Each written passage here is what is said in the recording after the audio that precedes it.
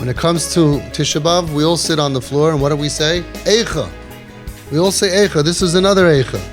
EICHAH yuam zahav. How could it be that the gold became so cheap? EICHAH, how could it be yuam became cheap, zahav, the gold? Yishne hakesem atoiv, that the most valuable gold lost its value. Tishtapechna avnei kodesh b'roish kol chutzos. The precious stones are hanging out like bums at the head of the street corners. What does it mean? Tishtapechna, it's falling out. Tishtapechna avnei kodesh, the precious stones. What precious stones? Says Rashi, avnei kodesh is bonim hameirim kavonim toivos. It's referring to our children that once came home with beautiful marks and Talmud HaShavua and Talmud HaChodesh, our children that once shined like sparkling precious gems. And now, the precious stones are hanging out like bums at the head of the street corners.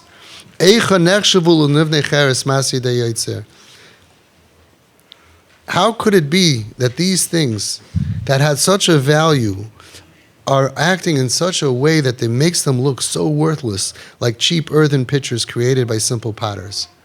We have to know that these children are gold. And we also have to know that if they're not at home, it's our fault. Our TP kids are home. Our TP kids are not strewn about to be left on their own, as we heard tonight, so many testimonies. It's up to us to decide if they have a home, where they're comfortable, or they're homeless. And when they're homeless, they're going to be Tishtapechna avnei kodesh b'roish kol chutzos. We have to open our homes. We have to know how to treat them according to the Torah, according to the Derech HaTorah, according to the Chazon Ish. Not to reject them, God forbid. And according to the Baal Shem Tov, according to all the other Gedolim that we have. When we go outside and we see these kids smoking on Shabbos out by the lakes, out by the parks, I look there and I say, how did this happen? How did this happen? But not like what other people say. Other people say, how did it happen that these great kids are Mechal Shabbos and on the street? And I say, how did it happen that Jewish parents let their kids feel so uncomfortable at home that they have to find solace and friendship in a park? How did it happen that they're on the streets? I know they're struggling. I know they're suffering. But EICHAH, how could it be that Jewish parents are burying their kids? How can it be that Jewish parents are making a Jewish kid feel, I don't like you. I can't take this. When every Torah giant and leader says to do the opposite. Every single Torah leader, wherever you go, whether you're Litvish, Hasidish, you're Sephardish, doesn't matter. They all gave us direction, and yet, of course, it's painful and difficult, but how can it be? How can it be? I go outside and I see kids, and they say, everybody hates us. Everybody looks down at us. EICHAH.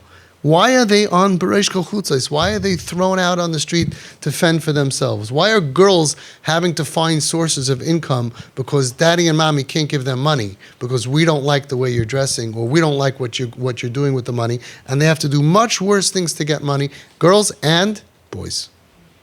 Like we heard tonight, kid had to sell drugs, right? To sell drugs to get money because tati and mommy wouldn't give him money. Meanwhile, they came here, they did what they had to do, and the kid is not selling drugs, not doing illegal activities, and he's not using drugs.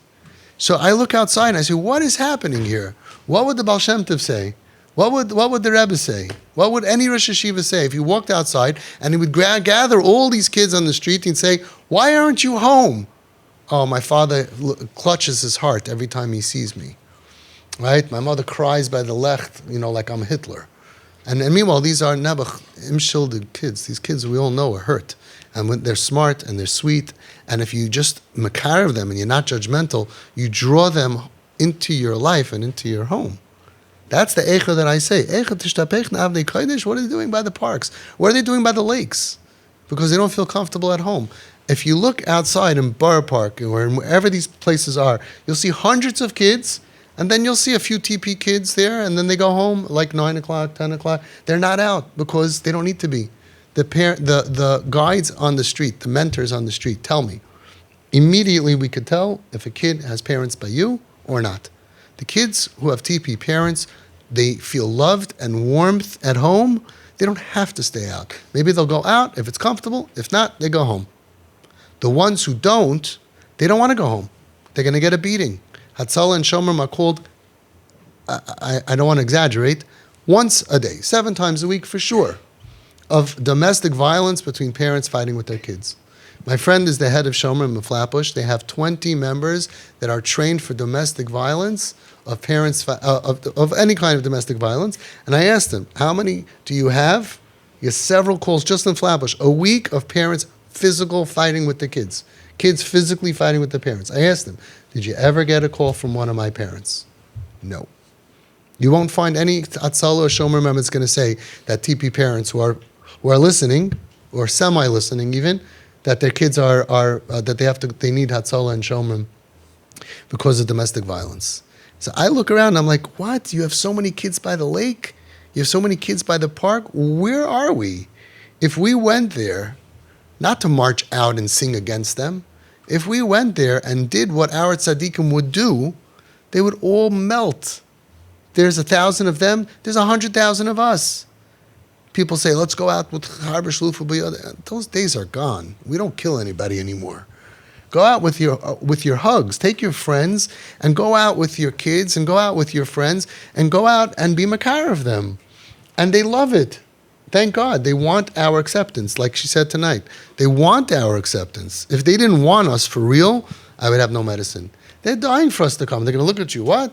And they're going to see through your eyes, they're going to see your heart. If your heart is emes Torah heart, that doesn't judge them, doesn't look down at them, has compassion for them, has mercy for them, they're going to be so happy to see you. And these are the mentors, like what you people are here. So many mentors on the street, that you have that compassionate heart. How did Moshe Rabbeinu become a leader? Not because he was very smart. Bayar b'sivleisam. He saw what was going on. Rashi brings down a medrash. What does it say? Nasan einoi v'libay liyos meitzar aleim.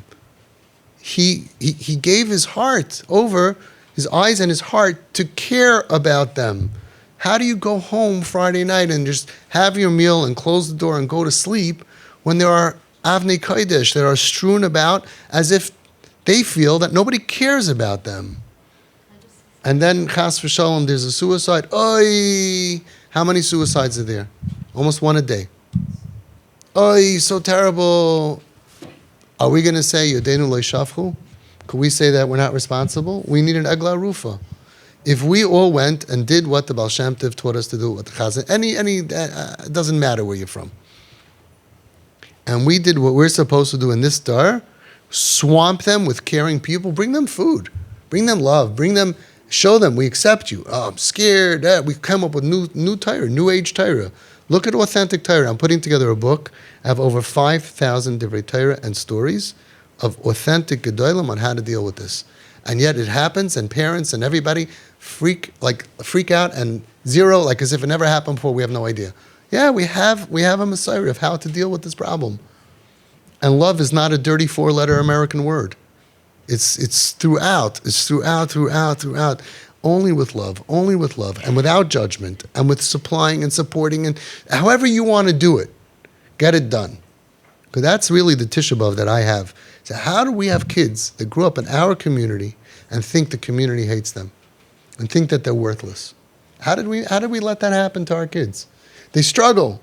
Yes, and because of their pain, they have different color hair. Yes, and they're not. Yes, and they don't. Yes, I got it. I got the problem.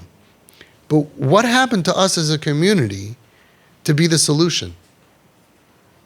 Who's going to be the solution if not us? We have such success at saving kids. So we have to create an army. You have to create an army. And it has to start with you. You have to teach your friends that we don't just ignore them. These are our kids. And if we did that, there wouldn't be all these kids on the street. There would be 90% would be home, and they would get better, and we wouldn't have this pull from the street and the anger and all these organizations that the Freya kids who were rejected. You know how much pain we have in Klal Yisrael from kids who were rejected against the Torah? Kids who were rejected against the Torah and left for dead, and then they somehow didn't die, and they created an organization, and then we have a big problem now. You know how much we're suffering from these people? It's our fault. It's our fault. We didn't medicate them. We didn't treat them properly. When they showed issues and problems, we used rejection. We used small daicha. And we didn't do the right thing. And that's al zeh ani bachia. For me, that's Tisha B'Av. All the kids that are dead, Rachmana litzlan, from suicide, from overdose, hundreds a year. Hundreds of parents burying their kids that didn't have to be. Hashem has his cheshbon, but al pi teva, we know what works. Didn't need to be. Didn't need to be. Very, very sad. Just there was a suicide last week, and the parents, I accepted them to the group like a while back. They never came. Everything's bashert, but the kid's gone. I don't know why they didn't come. Whatever. And I'm not saying that if they. We never had a suicide. B'li'ayin hara, Dave Shazavayter Helfen, and this kid, killed herself. So we have to really cry for the kids who are gone, and we have to cry for the kids they're waiting for us. They're so open to it. Just they don't trust us. So I'm going to end with this story. I've said it many times, but it just really brings it out. It's a true story. All my stories are true. It was before Rosh Hashanah, Friday night, and I told my kids, for chinuch purposes, I wanted to be mechanech them. I said, we need schusim before Yantif. We need schusim before Rosh Hashanah. Who could say, Mi yoymer zachisi libi taharti michatasi? Who doesn't need an extra schus? So what are we going to do? Friday night, instead of whatever we were going to do, even learning, let's go out. Let's go to the parks. Let's go out to the park and to go visit the sick, to go raise up the broken. It's not a mitzvah? It's a mitzvah. So I took my 20, I had two kids, 21 and 17, I think, or 20 and 16. I took them with me. I didn't want to go to the big park. There's two parks. One of them has like 60 to 100 kids. I don't want to overwhelm them. So I went to the small one. And as we got closer, there was a boy and a girl walking. The girl was not really dressed too much, and I saw cigarettes in their hands. And as he got like a half a block away, I guess he saw him walking towards them, and I saw the hand go behind his back, which according to the Mishnah Berurah means that he's not a Machal Shabbos B'Fasya. It says a rabbi or something. That I'm not. Alachas kama v'kama. He's even, they're not. And as they passed, I walked past them. I said, good Shabbos. They said, good Shabbos. Went to the park. There were about 20 kids there, about 10 boys, about 10 girls. And they were smoking and doing drugs and hutskening around. And I sat down next to a boy. I sat down at a table, a little round table, on the outdoor concrete tables. What do you want to play? Alexa, stop. And I had my two boys over here, and I sat down next to this kid. He looked like 14, 15 years old, wild blonde hair, eyes were red. Looked like he was drunk, high, I don't know what. And I just started, hi, how you doing? What's your name? Where do you live? I live here. Schmoozing, couple of minutes. And another kid saw this guy's talking to some strangers. His friend is talking. He came over, and he came over before, mamish, like 5-10 minutes. They were all by me. Well, all the boys. Actually, the girls weren't, but the boys were. I had three guys behind me. One kid was such a nice-looking boy, 17-year-old, cute boy, looked like one of my kids. And he just got out of jail because his parents threw him out of the house. And when he broke into his house to get money or a passport or license, whatever, they called the police. They threw him in jail. Okay, nabuch. And I just wanted to adopt all of them. I call them puppies. Sweetest kids, like so misunderstood, And they're tapech navnei kodesh. They're b'rosh kachutzos. They're strewn about like as if they're worthless. So I'm sitting next to this kid. I'm schmoozing with all these guys. A couple of minutes goes by. And he goes to me, he turns to me, he says to me, wait a second, why are you being so nice to us? Everybody hates us. That was the statement. Their impression is that everybody, the whole community, hates them. Who gave them that impression? We did. Parents walking by with their kids and telling the kids, don't look, walking around or whatever, as if they're worthless pieces of garbage. Lepers, mitzayraim, right? Rachmana litzlan. That's the impression that we gave them. So he tells me, wait a second, hang on. Why are you being nice to us? Everybody hates us. Now, I don't know why I did what I did. I have no idea. I turned to him, I took off my glasses, and I said, look in my eyes. I said, look in my eyes. What do you see? Look in my eyes. Alexa! Stop. She's out of control tonight. Never had this before. So I don't know why I said this to him. I turned to him and I said, look into my eyes. What do you see? I have no idea why I said it. This 15-year-old punk, right? This drunken, red, I don't know what he was smoking, what he was drinking. His eyes were like, He looks in my eyes. You don't have to go to a chacham. He looks into my eyes and he says the following words. He goes, you don't hate us. You're not a bad guy. He could see because the eyes are the gateway to the soul. And he was somehow able to see the truth, that I don't hate him. I don't look down at him. I feel very bad for him. In fact, I'm sure that if I went through what he went through, I would be a lot worse than him. And I believe in him. I believe in them. It's the truth. And that's it. That's all we need to do. They're going to say, what are you doing here? And you're going to say, I just came to chill. I just came. I wanted to see you.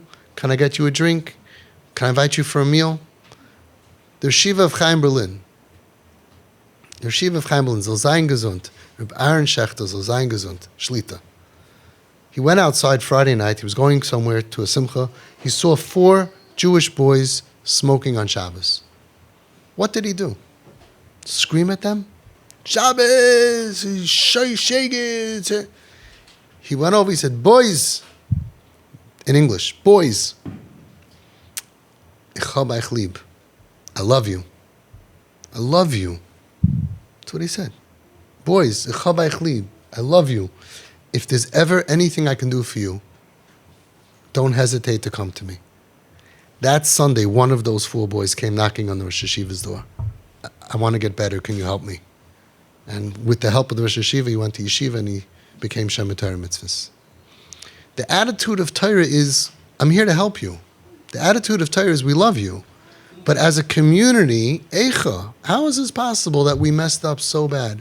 That we give the impression to these heilige neshamas that are chelik elokah mimal mamish, that we give them the impression that we think that they are junk. That's what I feel. I feel bad for them, but I feel worse for us. Because we're failing as a community to do what our tzaddikim, authentic gedolim, taught us to do. I had a Rav who was arguing with me, no, the parents shouldn't this and that. I said, Unschuldig, Rabbi, where are you from? Where are you from? He's a musmuch of Torah V'das. So I said, hold on. I sent him what Rav Pam Zatzal writes exactly what to do. His Rosh Hashiva. So here we have a Rav that's giving the opposite of advice of his Rosh Hashiva. I said, is that what it says? Can we do it together? We learned it together, right? It's 2 pages. It's not long. We're going to do it tomorrow in the training. I said, so that's what I'm saying to do. Is that wrong? You're right. The problem is they don't even know the Maramakamis. They don't know the Sugya. We kind of got under a black cloud that we're like defensive. You know, like if I'm going to show him he's okay, why should he ever change? The Chazon Ish knew that. And he said, Yinasu l'mashcham ba'avoisos ahava, pull them in with ropes of love and don't reject them. The Baal Shem Tov knew that, and he said, Leho voisim b'yois. Everybody knew that. It's the medicine. So we have to really, really cry. Eicha yuam zav yishnek esam atoiv. How could it be that the gold, chelik elokah mimal, that they feel that they're not gold? That we made them feel that they're not. I don't care if they struggle. They're still chelik elokah mimal. They're still gold. Who made this neshama feel worthless? Was it somebody in school? Was it an adult? Was it a father? Was it a mother? Was it a neighbor? Who called this nebuch? You hear adults off the derech, they say shiksa, goita. Chelik elokah mimal. That's not our belief system. That's not authentic Torah. Who made this struggling soul feel that we think you're worthless? I'm not saying they think it because of whatever and their struggles, but we should go ahead and we should be off the derech and make them feel that we look down at them, that we think they have no value. What happened to our chinuch? Al zeh ani bachia.